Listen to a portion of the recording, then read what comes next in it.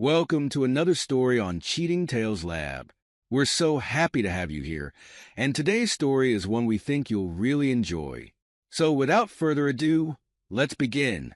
The grand ballroom of the Westview Hotel sparkled with an air of opulence and expectation. Crystal chandeliers cast a warm glow over the sea of cocktail dresses and tailored suits, their light reflecting off the polished surfaces of donation boxes strategically placed throughout the room. Banners proclaiming, "Building Our Future." Westview High School expansion project hung from the ornate ceiling, leaving no doubt about the evening's purpose. John Matthews adjusted his tie nervously as he entered the room, his wife Sarah's hand resting lightly on his arm. After 15 years of teaching English at Westview High, he still felt out of place at these high society functions. Sarah, on the other hand, seemed to thrive in this environment. Her success as a real estate agent had honed her networking skills to a fine edge, and she moved through the crowd with practiced ease. "Relax, honey," Sarah whispered, giving John's arm a reassuring squeeze. "Remember, we're here for the kids. Just smile and nod, and let me do the talking."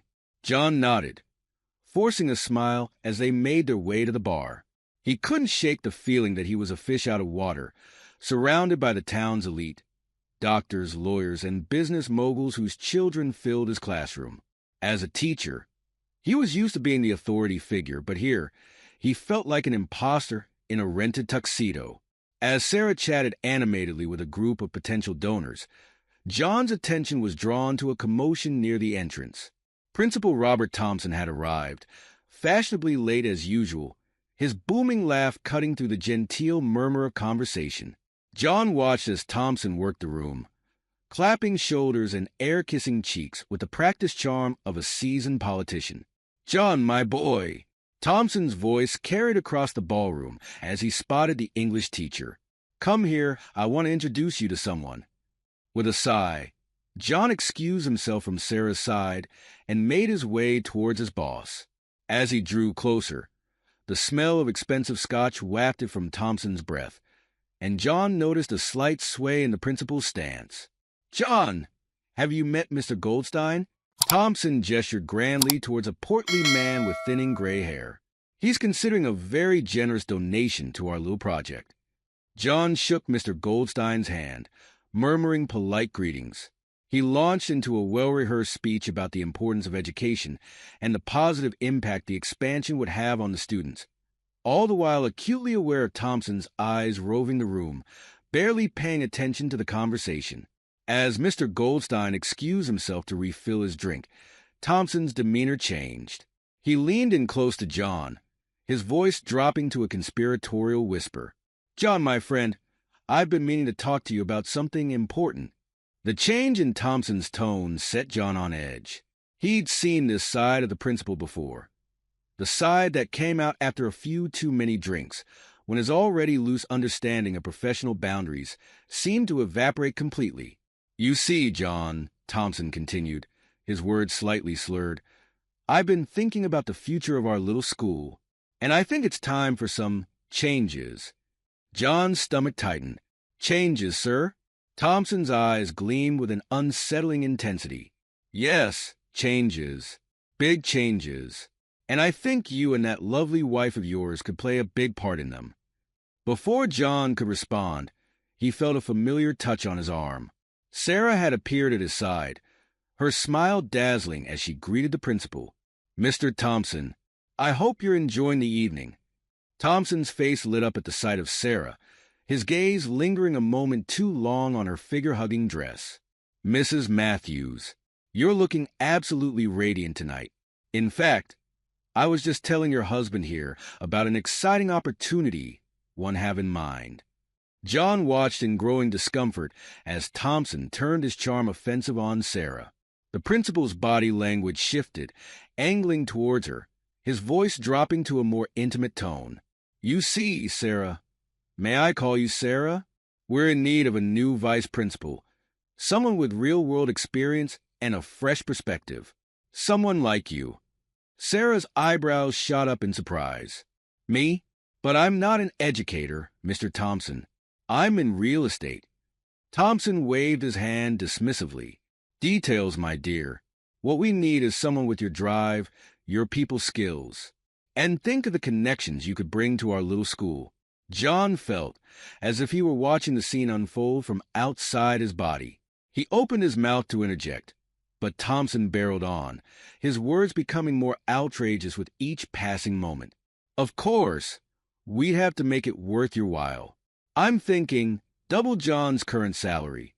He could stay at home, relax, maybe work on that novel he's always talking about. What do you say? John waited for Sarah to laugh off the absurd proposition, to politely but firmly put Thompson in his place.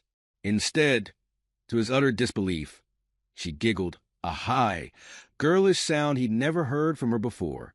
"Oh, Mr. Thompson," Sarah cooed, reaching out to place her hand on the principal's arm. "That sounds absolutely fascinating. Why don't we discuss the details somewhere a bit more private?" Thompson's face split into a wolfish grin. "I thought you'd never ask, my dear. I happen to have a suite upstairs. For meetings, you understand." As Thompson led Sarah away, her hand still resting on his arm, she threw a glance over her shoulder at John. For a split second, he thought he saw a flicker of something in her eyes. Guilt, excitement. Before he could process it, they had disappeared in the crowd, leaving John standing alone, frozen in shock. The rest of the evening passed in a blur for John. He moved through the ballroom on autopilot, shaking hands and making small talk, all the while acutely aware of the whispers and sidelong glances from his colleagues. It was clear from their reactions that this wasn't the first time Thompson had made such a brazen move, nor was it likely to be the last. As he accepted a glass of champagne from a passing waiter, John overheard a snippet of conversation between two of the school's veteran teachers. "Can't believe Thompson's at it again," the math teacher, Mrs. Hendricks, muttered behind her hand. Her companion, the gruff football coach, Mr. Daniels, snorted. "What did you expect? Man's been pulling this shit for years. Remember that incident with the Parent-Teacher Association president?" John felt his cheeks burn with a mixture of shame and anger. How long had this been going on, and how had he been so blind to it? As the night wore on, John found himself drawn into conversations with parents and donors, his teacher's instinct kicking in as he passionately explained the need for updated facilities and expanded programs. But beneath his calm exterior, his mind was racing, replaying every interaction he'd ever had with Thompson, every oddly worded email, every closed-door meeting. When the last of the guests had finally trickled out, John found himself standing alone in the hotel lobby, Sarah's car keys heavy in his pocket. She had pressed them into his hand hours earlier, whispering something about important business discussions before disappearing back into the crowd. The drive home was a surreal experience. The familiar streets of their small town seemed alien in the pre-dawn light, as if John were seeing them for the first time. By the time he pulled into their driveway, the first rays of sunlight were beginning to peek over the horizon. Inside the house, John moved on autopilot. He loosened his tie, kicked off his shoes, and made his way to his home office.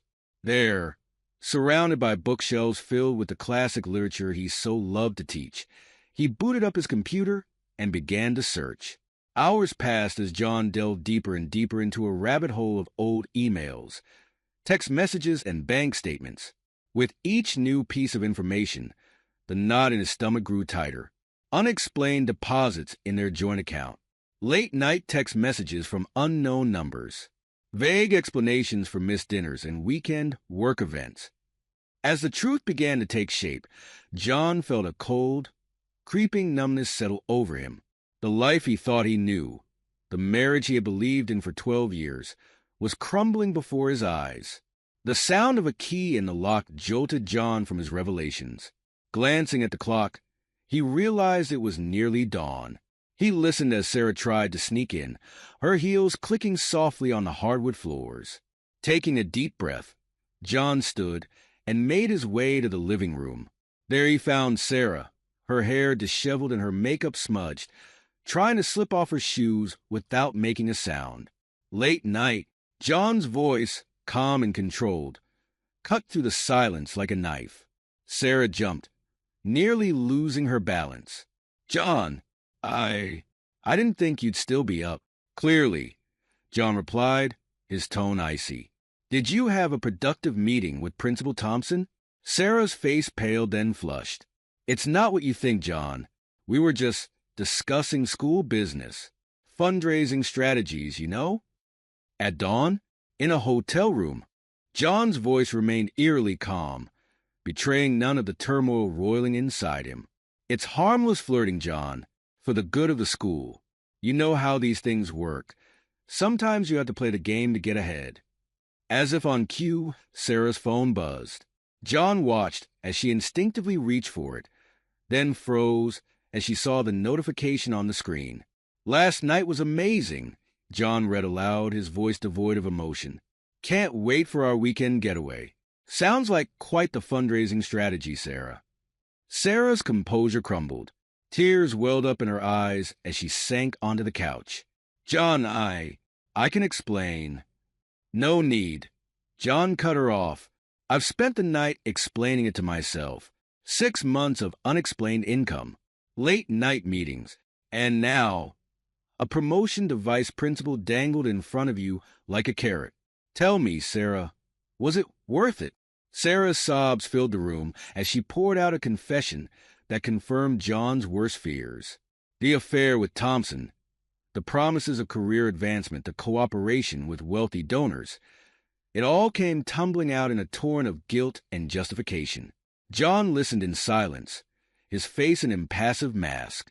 When Sarah finally ran out of words, he spoke, his voice barely above a whisper. "I've heard enough," he said, reaching into his briefcase. "I think you should read this." Sarah took the document with trembling hands, her eyes widening as she realized what she was holding. "Divorce papers?" "John, no. Please, we can work this out." But John had already turned away, heading towards his office. The sound of the door locking behind him was like a final punctuation mark on their marriage. Inside the sanctuary of his office, surrounded by the books and memories of a life that now seemed like a distant dream, John allowed himself a moment of weakness. A single tear rolled down his cheek as he sank into his chair. But as quickly as it had come, the moment passed. John's eyes hardened, his jaw set with determination. He pulled out a fresh sheet of paper and began to write, the first steps of a plan taking shape beneath his pen. The life he had known was over, but from its ashes, a new John Matthews would rise, one fueled by a thirst for justice and an unquenchable desire for revenge. The early morning sunlight filtered through the blinds of John's home office, casting long shadows across the room. He sat at his desk, surrounded by stacks of papers and an open laptop, his eyes red-rimmed from a sleepless night of investigation. The distant sound of Sarah's muffled sobs echoed from the living room, a constant reminder of the shattered reality he now faced. John's fingers flew across the keyboard as he delved deeper into their financial records, each new discovery adding another crack to the foundation of trust he had built his life upon. Bank statements revealed a pattern of deposits from unknown sources, always just below the threshold that would trigger automatic reporting. Email threads hinted at clandestine meetings and veiled promises of career advancement. As he pieced together the timeline of deception, John couldn't help but marvel at the intricate web of lies Sarah had woven. How long had this been going on? How deep did the corruption run? The more he uncovered, the more he realized that this went far beyond a simple affair. A notification on his phone caught his attention, a calendar reminder for a faculty meeting later that morning. The thought of facing his colleagues, of sitting across from Thompson and pretending everything was normal, made his stomach churn. With a few quick taps, he composed an email to the school administration, citing a family emergency and requesting a leave of absence. The sound of the front door opening and closing jolted John from his thoughts. Sarah had finally left, probably to seek solace with a friend or to continue her charade at work. The house fell into an eerie silence, broken only by the soft hum of John's computer. As the day wore on, John's shock slowly gave way to a simmering anger. He had dedicated 15 years of his life to shaping young minds, to instilling values of honesty and integrity in his students. And all the while, the very institution he served had been rotting from within. The ping of an incoming email drew his attention back to the screen. It was from Thompson, a group message to the faculty expressing concern over John's sudden absence and wishing him well. The oozing insincerity of the words made John's blood boil. Unable to bear the confines of the house any longer, John grabbed his keys and headed for the door. He needed space, time to think, to plan his next move. As he backed out of the driveway, a thought struck him, a memory of a place that had always brought him peace in times of turmoil. The drive to his family's lakeside cabin was a blur of winding roads and autumn foliage. John barely registered the familiar landmarks as he pushed his car to its limits, his mind racing faster than the speedometer. By the time he pulled up to the weathered wooden structure, the sun was already dipping below the tree-line, casting long shadows across the overgrown lawn. The cabin had stood empty for years, a relic of happier times when his parents were still alive. As John fumbled with the rusty key, he was struck by a wave of nostalgia. Summers spent fishing with his father, evenings around the campfire telling ghost stories, the simple joy of a family untouched by the complexities of adult life. Inside, a thick layer of dust covered every surface, the air heavy with the musty smell of disuse. John made his way to the small kitchen, rummaging through drawers until he found what he was looking for, a bottle opener. He returned to the porch, cracking open a beer from the six-pack he grabbed on the drive up. As he sat on the worn steps, watching the last rays of sunlight dance across the lake's surface, John allowed himself to truly feel the weight of his situation for the first time. The betrayal, the anger, the overwhelming sense of loss. It all came crashing down on him at once. A strangled sob escaped his throat, echoing across the still water. For hours, John sat there, alternating between moments of quiet contemplation and bursts of raw emotion. As the stars began to twinkle in the night sky, a strange calm settled over him. He realized that he had a choice to make. He could let this experience break him, or he could use it as fuel to forge himself anew. With renewed purpose, John returned to the cabin. He would spend the night here, away from the suffocating memories of his old life. In the morning, he would begin the process of rebuilding, not just his life, but his very sense of self. As he prepared for bed, a glint of metal caught his eye. Behind a loose floorboard in the master bedroom, John discovered an old safe he had long forgotten about. His father's voice echoed in his memory. "Son, always have a backup plan. You never know when you might need it."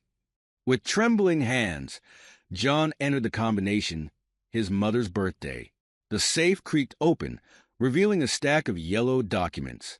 As he began to sift through them, his eyes widened. These weren't just old family papers. They were property deeds, survey maps, and correspondence that painted a picture of unexpected wealth. John spent the night poring over the documents, his mind racing with the implications. By dawn, he had pieced together a staggering truth. His family's modest lakeside cabin sat on a parcel of land far more valuable than he'd ever imagined. As the sun rose over the lake, John's phone buzzed. It was Sarah. He stared at the screen, watching it ring until the call went to voicemail. He wasn't ready to face her yet. John packed up the documents and headed back to town. The drive gave him time to think, to process not just the revelation about the land, but the shattering of his marriage. Arriving home, John found Sarah waiting for him. She looked terrible, disheveled, eyes red from crying, still wearing last night's clothes. "John, please," she began as soon as he walked in. "Let me explain. It's not what you think." John's voice was eerily calm as he replied, "I think it's exactly what I think." With time and space to think, John drove back to the lakeside cabin. The property that had always been a source of fond memories now represented something else entirely: opportunity. John spent days researching the school district's expansion plans, cross-referencing them with local zoning laws and development proposals. The more he dug, the clearer it became. His family's land wasn't just valuable, It was crucial to the school's proposed new campus. As the pieces began to fall into place, John realized he needed an ally, someone with expertise in real estate development. His thoughts turned to Melissa Chun, a college friend he hadn't spoken to in years. Last he'd heard, Melissa had become a cutthroat real estate developer with a reputation for getting results. John's call to Melissa was a calculated risk. He laid out the basics of his situation: the valuable land, the school's expansion plans, carefully omitting the personal details of his crumbling marriage and Thompson's indiscretions. Melissa listened intently, her sharp mind quickly grasping the potential of the situation. "John, my friend," she said after he'd finished, "you're sitting on a gold mine. But navigating these waters can be tricky. One wrong move, and you could lose everything." "That's why I called you," John replied. "I need a partner in this, someone who knows the game. I'm willing to split the profits if you'll help me maximize the potential of this land." Melissa's response was quick and decisive. "You know what? I'm in. This could be fun. But John, are you sure you're ready for this? It's not going to be pretty." John's jaw clenched as he thought of Sarah's betrayal, of Thompson's smug face. "Trust me, Melissa. I'm ready." With Melissa on board, John's plan began to take shape. But he knew that to truly bring down Thompson and the corrupt system he represented, he needed more than just leverage. He needed evidence.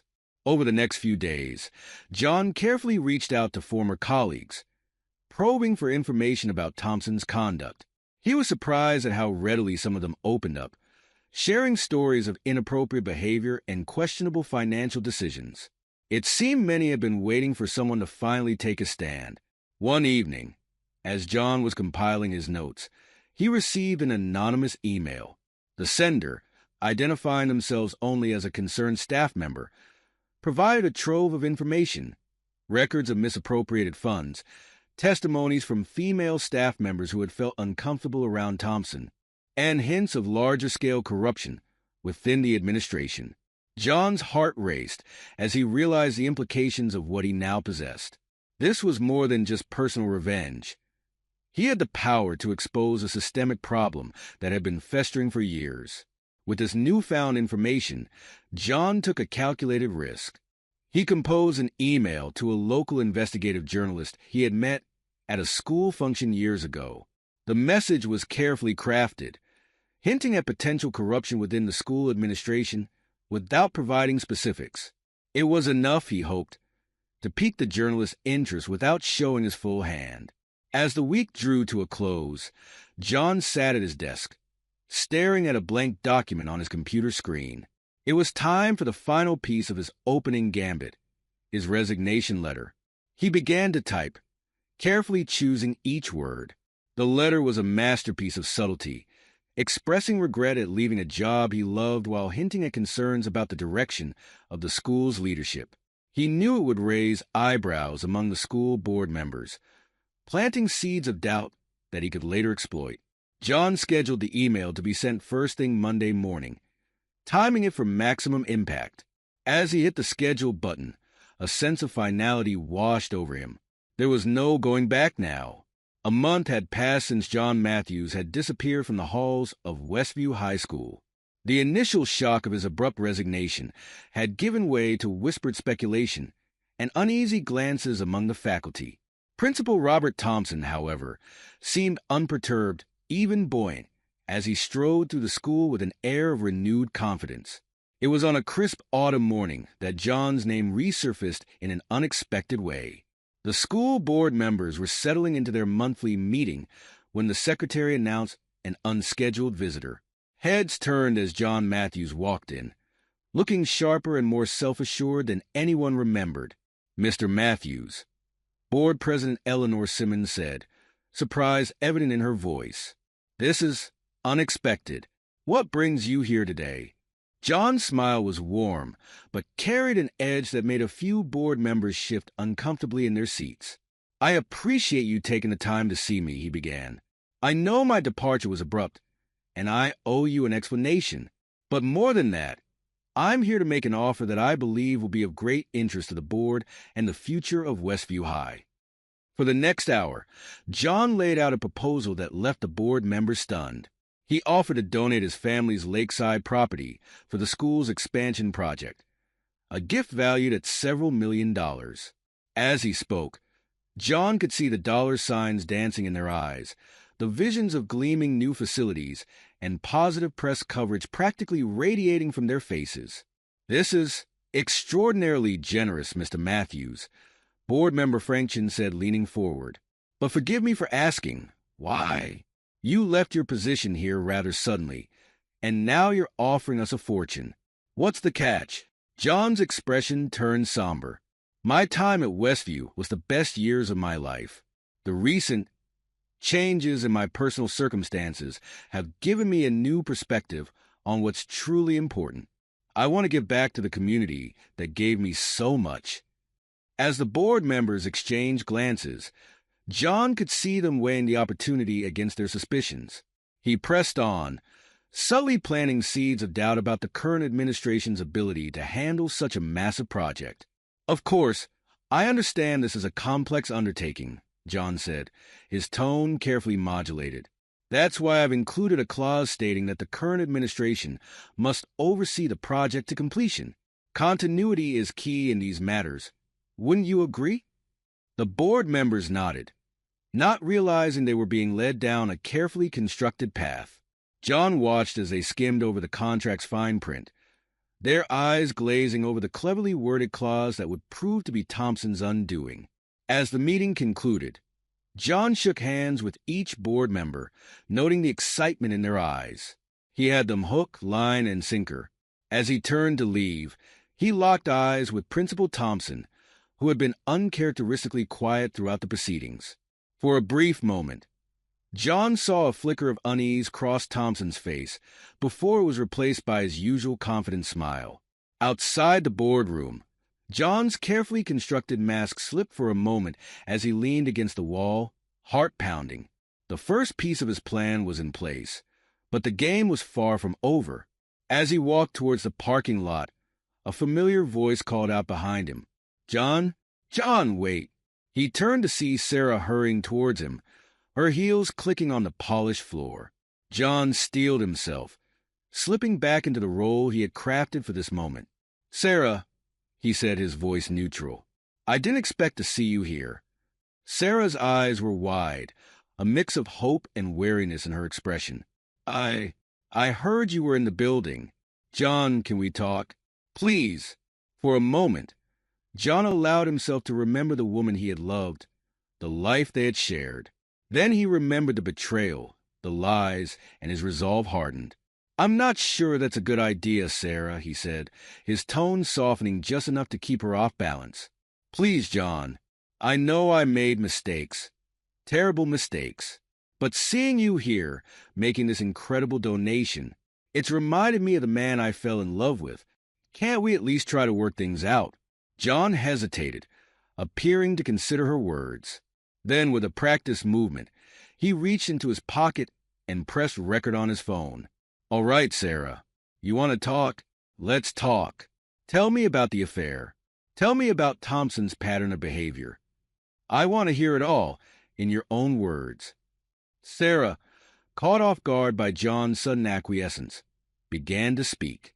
As she poured out her confession, detailing Thompson's inappropriate behavior and her own complicity, John felt a twinge of guilt, but he pushed it aside, focusing on the larger goal. As Sarah's words trailed off, John stopped the recording. "Thank you for your honesty, Sarah. I think it's best if we go our separate ways now." He walked away, leaving Sarah standing alone in the hallway, confusion and hurt etched across her face. John didn't look back. He had what he needed. That evening, as John sat in his new apartment, he made a series of carefully orchestrated phone calls. By morning, select details of his generous donation would be circulating in the local press, generating buzz and excitement about the school's expansion plans. He hung up from the last call. The trap was set. Now it was time to watch it spring shut. The groundbreaking ceremony for Westview High School's expansion project was a spectacle of optimism and civic pride. Principal Robert Thompson stood at the podium, his charismatic smile beaming out at the assembled crowd of students, parents, and local dignitaries. Behind him, a large banner proclaimed, "Building Our Future, the Matthews Legacy Campus." "Today marks the beginning of a new era for Westview," Thompson announced, his voice carrying across the gathered crowd. "Thanks to the incredible generosity of our own John Matthews, we are embarking on a journey that will transform not just our school, but our entire community." From his position at the back of the crowd, John watched the proceedings with a mixture of satisfaction and determination. Beside him stood Melissa Chun, her sharp eyes taking in every detail of the event. "You've got them eating out of the palm of your hand," Melissa murmured, a note of admiration in her voice. "Are you ready for Phase 2? John nodded imperceptibly. "Let's get to work." Over the next few weeks, as construction began in earnest on the lakeside property, John and Melissa orchestrated a series of subtle but costly complications. It started small, a shipment of materials delayed due to a clerical error, a minor permit issue that required additional paperwork and fees. From his vantage point as the project's benefactor, John was able to insert himself into meetings and decisions, always under the guise of ensuring his family's legacy was properly honored. Each suggestion he made, each concern he raised, was calculated to cause maximum disruption with minimum suspicion. Melissa's expertise proved invaluable. She knew exactly which strings to pull, which regulations to highlight, to cause the most significant delays and cost overruns. An endangered species of frog was discovered on the property, requiring extensive environmental impact studies. Labor disputes erupted over seemingly minor contract details, grinding work to a halt for days at a time. As the complications mounted, John watched Thompson and the board grow increasingly agitated. Board meetings became tense affairs, with Thompson struggling to explain the mounting delays and ballooning costs. Sarah, now working as Thompson's unofficial assistant, found herself caught in the middle of the growing chaos. John observed her from afar, noting the dark circles under her eyes and the worried frown that seemed permanently etched on her face. One evening, as John was leaving a particularly heated board meeting, he overheard a heated conversation between Sarah and Thompson in an empty classroom. "Robert, these numbers don't add up," Sarah's voice was strained, worried. "We can't keep covering up these discrepancies. The board is starting to ask questions I can't answer." Thompson's reply was sharp, angry. "You let me worry about the board, Sarah. You just keep your mouth shut and do your job. Or have you forgotten our little arrangement? How do you think the board would react if they knew about your role in our donor negotiations?" John's fist clenched at his sides as he listened to the threat in Thompson's voice. For a moment, he was tempted to burst into the room, to confront Thompson then and there. But he held back, reminding himself of the bigger picture. As the weeks turned into months, John's plan continued to unfold. Working through carefully cultivated anonymous sources, he fed information to Megan Reeves, the investigative journalist he had tipped off months ago. Megan's articles started small, seemingly innocuous pieces about the challenges of large-scale school construction projects. But as time went on, her reporting became more pointed, questioning the management of the Westview expansion and hinting at potential improprieties. The pressure began to mount on Thompson and the board. John watched with satisfaction as they made a series of hasty, ill-considered decisions in an attempt to get the project back on track. Each misstep only served to deepen their predicament. It all came to a head on a stormy evening in late autumn. John sat in his apartment, watching the rain lash against the windows as his phone buzzed with an incoming call. "Emergency board meeting called for tomorrow morning." Melissa's voice came through the speaker. "Looks like they're finally ready to face the music." John took a deep breath, feeling the weight of the moment. "Thanks, Melissa. I'll be ready." As he hung up the phone, John walked to his desk and opened the bottom drawer. Inside lay a thick folder filled with documents, photographs, and transcripts, the culmination of months of careful planning and investigation. Tomorrow, he thought, it all comes crashing down. The atmosphere in the Westview High School boardroom crackled with tension. Board members shifted uncomfortably in their seats, stealing glances at Principal Thompson, who sat at the head of the table, his usual confident demeanor replaced by a thin veneer of calm over barely contained panic. "I call this emergency session of the Westview School Board to order," Board President Eleanor Simmons announced, her voice tight. "We're here to address the mounting concerns regarding the expansion project and other related matters."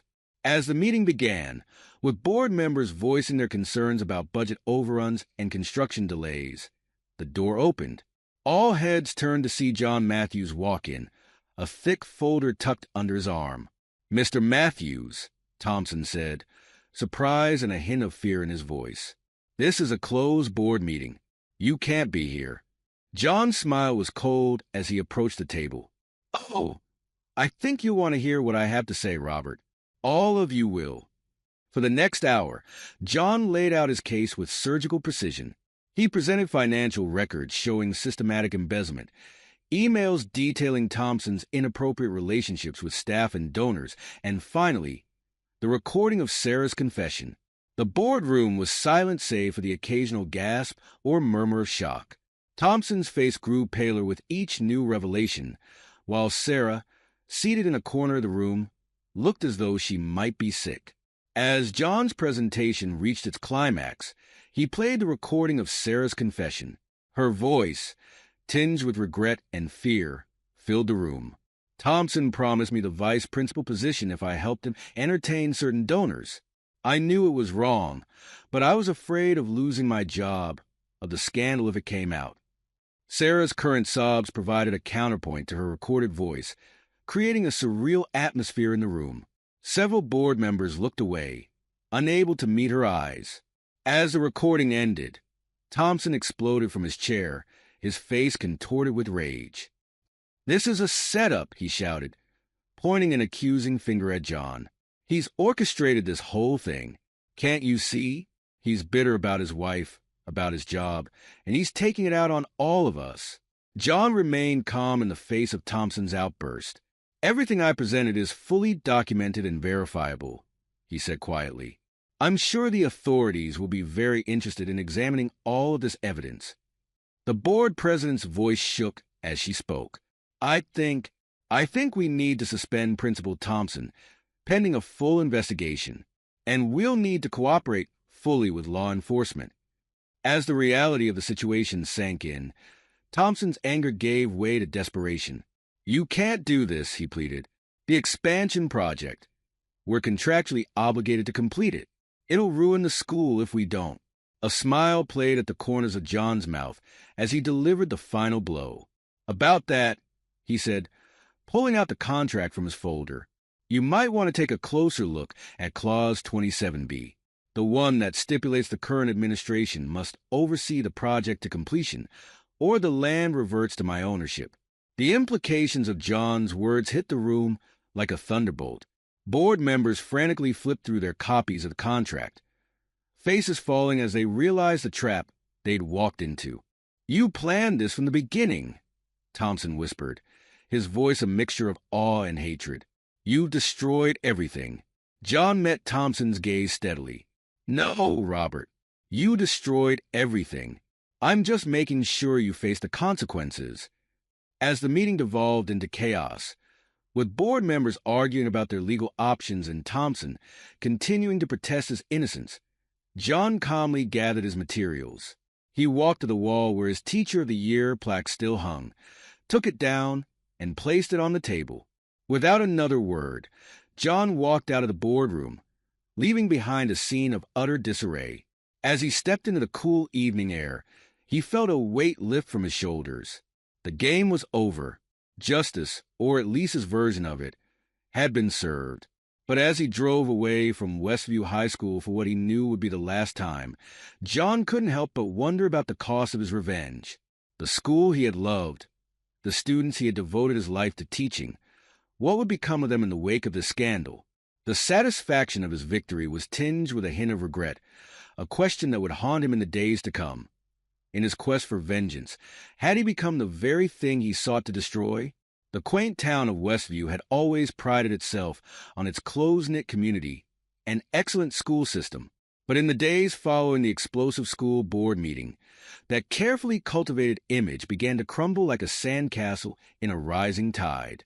Local news vans lined the streets, their satellite dishes stretching towards the sky like metal sunflowers. Reporters prowled the sidewalks, accosting anyone who looked even remotely connected to the school. The Westview Gazette, typically filled with feel-good stories and high school sports highlights, now bore dramatic headlines. School scandal rocks community and corruption at the heart of Westview High. In coffee shops and grocery store aisles, at PTA meetings and Little League games, the scandal was all anyone could talk about.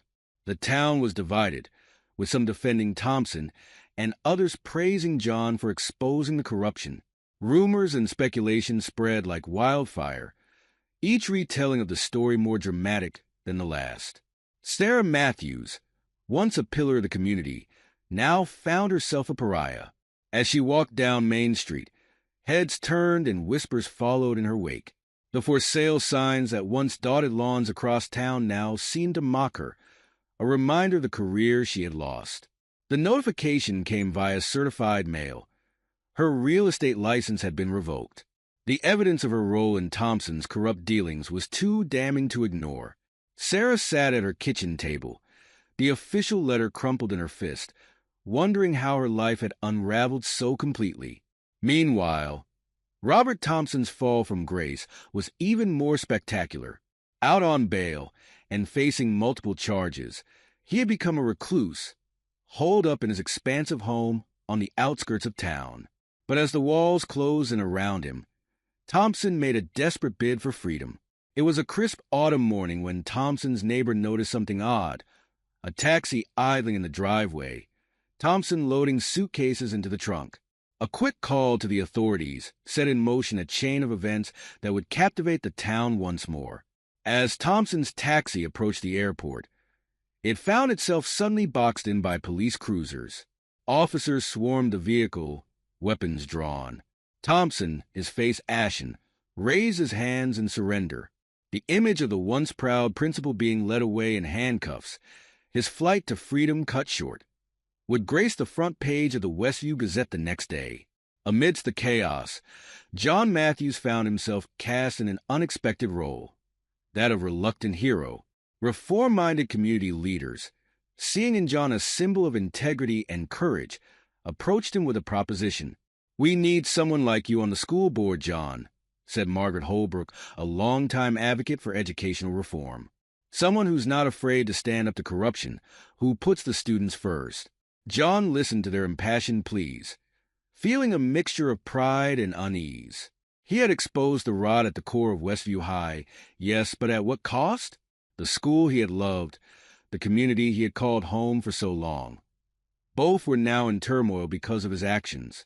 As John grappled with the unexpected consequences of his revenge, another player entered the game. Melissa Chun, John's partner in the intricate dance of retribution, saw an opportunity in the chaos. "John, my company is prepared to make an offer on the land," Melissa said, her voice cool and businesslike over the phone.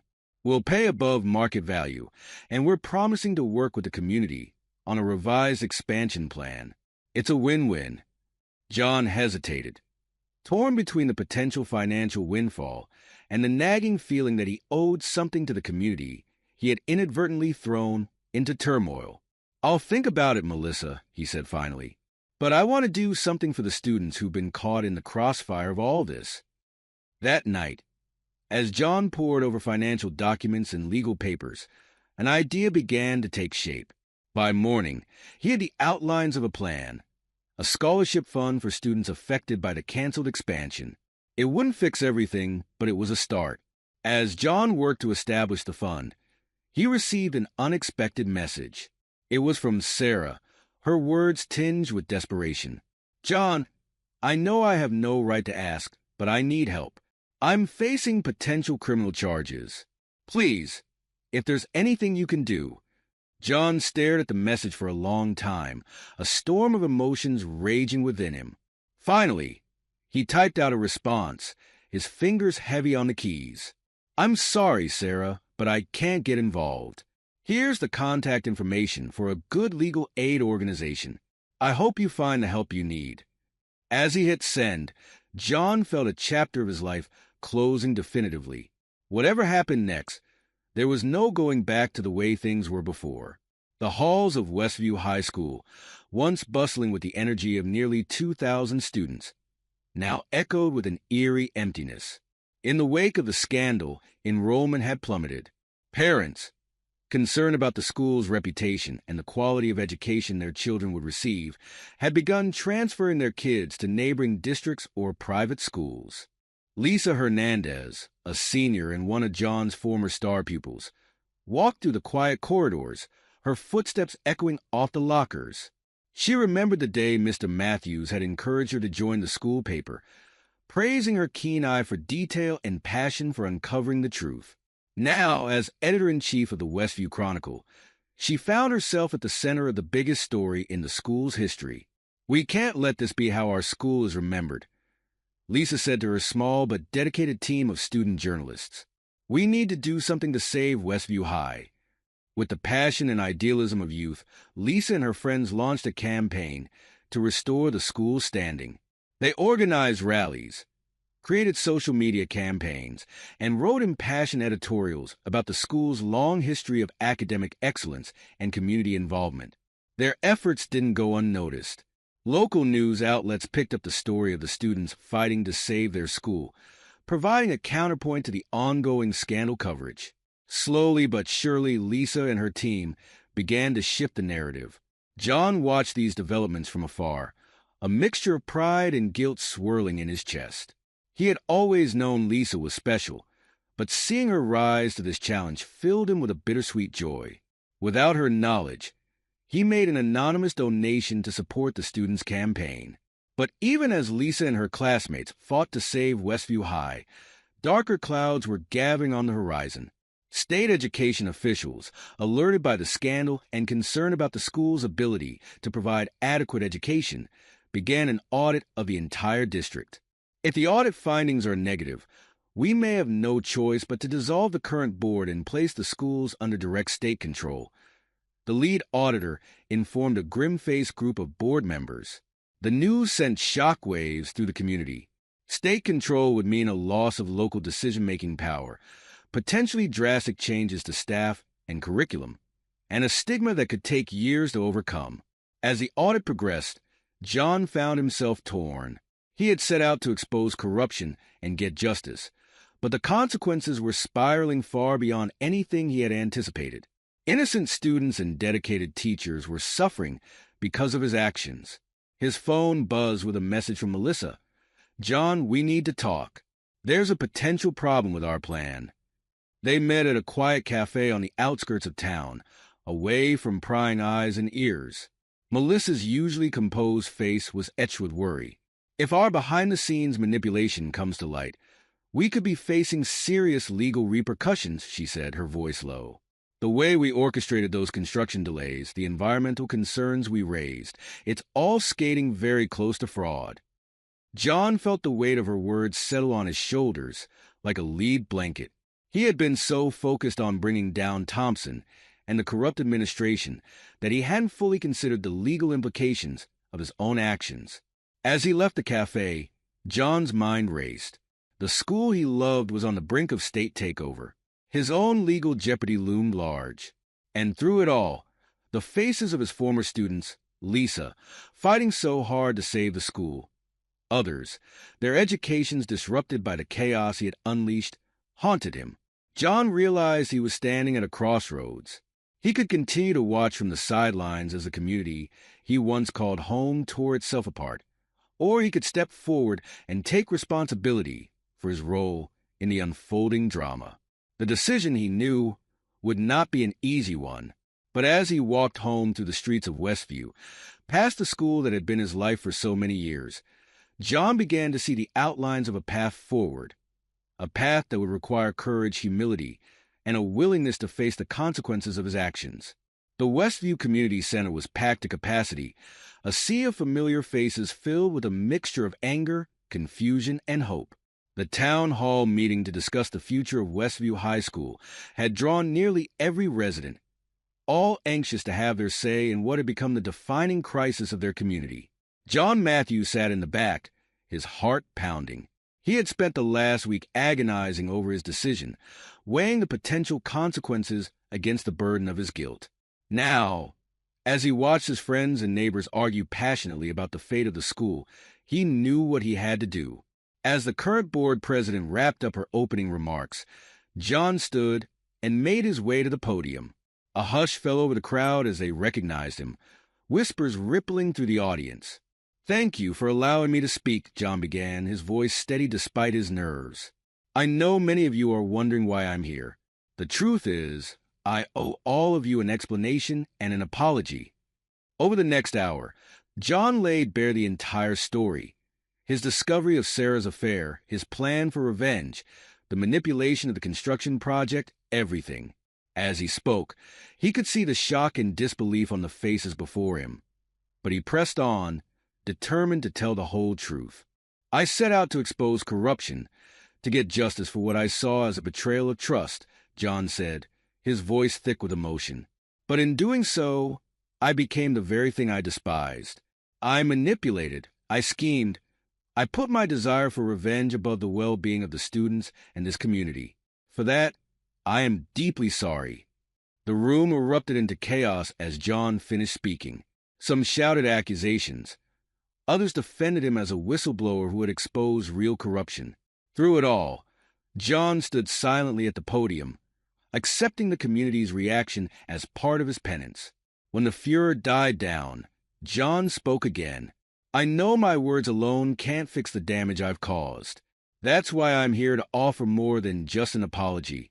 I'm prepared to fully fund the school expansion without any conditions, using my partnership with Melissa Chen's development company to ensure its completion. It's not much, but I hope it's a start towards making things right." The offer sent another wave of murmurs through the crowd. As the implications of John's proposal sank in, the mood in the room began to shift. While some remained angry, others saw a potential way forward, a chance to salvage something positive from the scandal. As the meeting continued, an unexpected voice joined the conversation.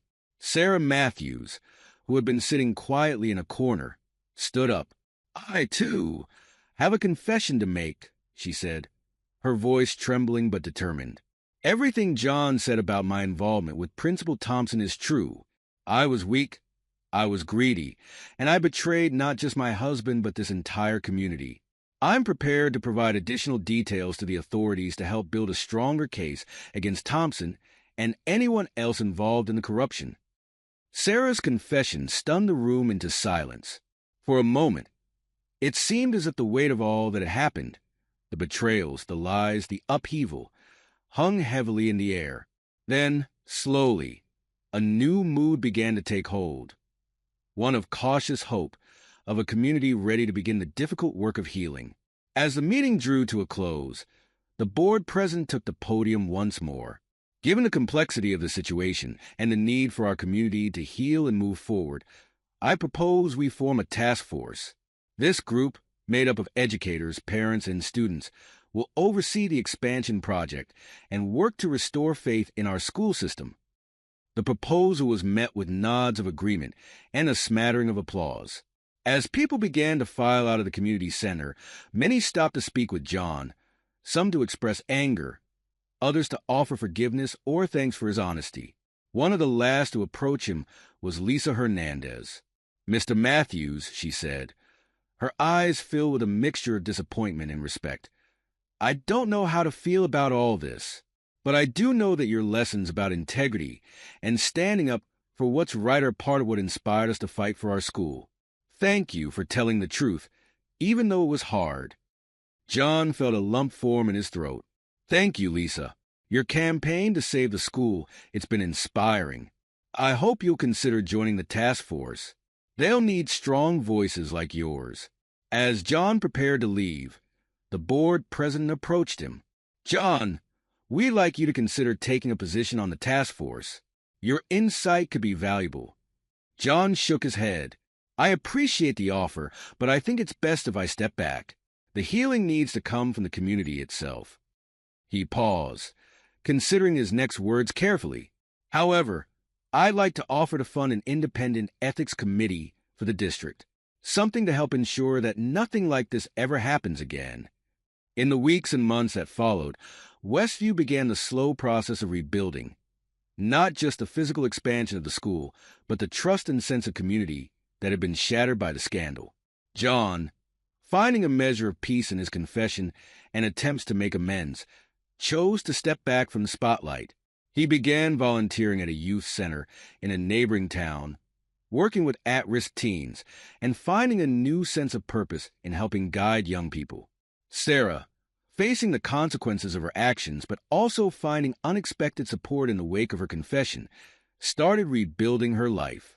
She found work at a local homeless shelter, the experience of losing everything giving her a new empathy for those struggling to get back on their feet.